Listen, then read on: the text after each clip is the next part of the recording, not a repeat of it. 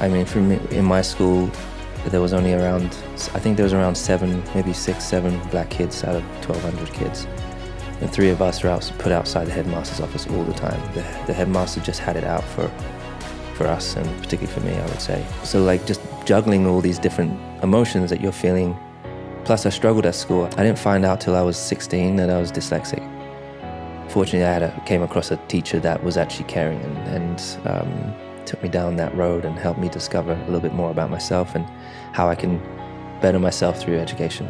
But I think that for me was tough. Also, because I was racing every weekend, I would leave on the Thursday night. We would travel, pack up the motorhome. We would travel around the country to race on the weekends.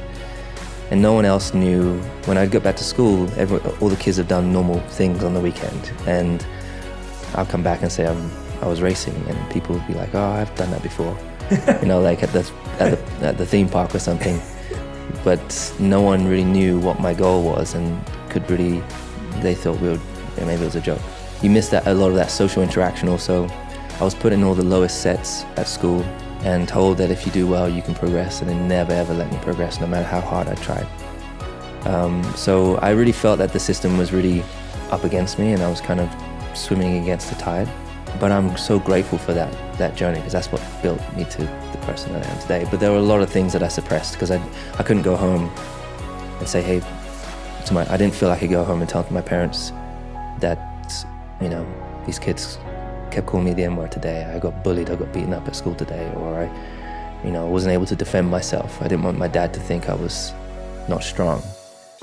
And so, if I had tears, I would hold them back. If I had emotions, it would be in a quiet place. And it wasn't really till I started racing that I was able to channel this emotion that I had into my driving. And it's like when I put this helmet on, Superman was my favorite. I loved how he fought for the people, and I loved how he did the right things, and he was a really inspiring character for me. But again, no superhero was of color, so, but you can still aspire to be someone if they don't look like you, And so I remember going to karate, I remember putting this helmet on in racing, and it felt like it was my cloak, my superpowers could come out when I was driving. And I was battling with these kids, and I was able to do things that they seemed to not be able to do as well. And that was my love. Wow. Then even though you're saying you found it in racing, racing was similar because you were working class. You're still to this day the only working class black driver to do as successfully as you have. So not only do you have it at school, you also have it in your passion, like in the thing that is your cloak, is your Superman. So how does it feel when you're also dealing with it in that area where you've discovered what your passion or your interest is at that age? What does it feel like when you're getting it in that space? It's inescapable. You use that as an escape, but then you're confronted with it also. And so I was just grateful that I had this amazing figure in my dad. I got one of my best friends, like his dad was never there. I know there's not many people that have separated parents, and being shared between parents is not an easy thing. Some days with your mom and some days with your dad. My mom was the soft, loving parent. So that's where I feel like I learned a lot of compassion and empathy. That's where I feel like I get it from her. And my dad was that strong, kind of stronger rock. And also just someone that looked like me and just, he would say, do your talking on the track. Don't be distracted by it. Don't listen to what they're saying.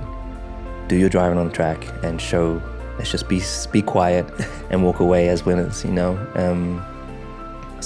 But again, like your parents, my parents went through, particularly my dad was someone that also faced adversity through his life. And he's like, I want to do everything in my power to create a better life for my kid so that they don't feel or experience the things that I've encountered and through my journey.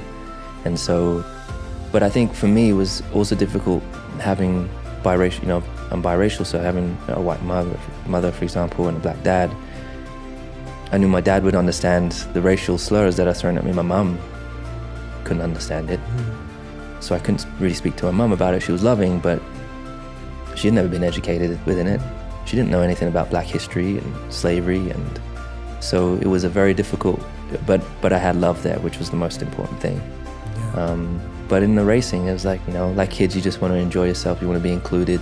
And, when you're kind of outcast a little bit, it's difficult for kids, And so that's why today, like, I'm like, if I'm posting something, I hope that when I do click that button, I hope that it is a positive wave for some of the kids out there that are being distracted by all the stuff that's going on around the world.